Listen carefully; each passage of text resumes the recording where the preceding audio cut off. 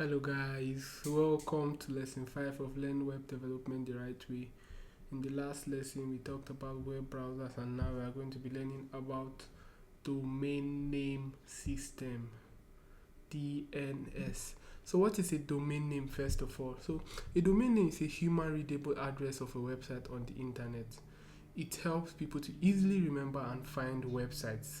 So for instance, if you want to visit Amazon's website, you need to type in the domain name amazon.com. You can see www.amazon.com. For Google, it is google.com. For my site, it is timothyloba.com, and so on and so forth. So that is what a domain name is. Every website has a domain name, right? So next up, what is the domain name system all about? Remember, the whole title of this lesson is Understanding the Domain Name System. So the domain name system it's just a system, right, that makes it easier for people to find and remember our websites, right, instead of using the normal numerical IP address. So let me explain it this way. Every website you see today has an IP address, and that IP address is what is used to identify that site on the server that it is stored on.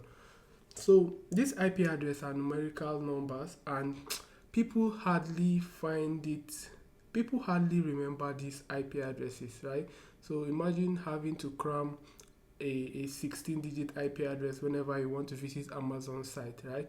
It's not that easy. So that's when the domain name system was brought about. So the domain name system is just a system that creates a readable name and attaches it to an IP address. So right now, because of the domain name system, instead of typing the IP address of a site where you want to access that site, all you have to do is type in the domain name, and when you do that, the server will search for the site and get its IP address and then give you back the site you asked for. So it's just a system that makes it easier for us to remember sites, right? So think of it this way. Let's say you have a native name, right? And that native name is really long, and then you also have an English name.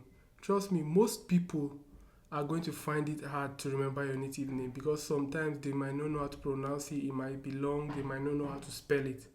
But now, your English name now is the savior because it helps people to remember your name easily, because it will be harder to call you by your native name because people can't remember it. But right now they can use your name. So that's how it is. So for websites, the native name of websites is the IP address, which is very hard to remember. It is very long.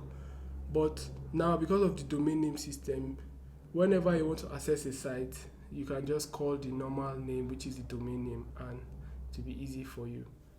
So I think that's it. In the next lesson, we are going to be talking about the difference between dynamic websites and static websites. So please stay tuned. If you found this helpful, please like, share, and subscribe.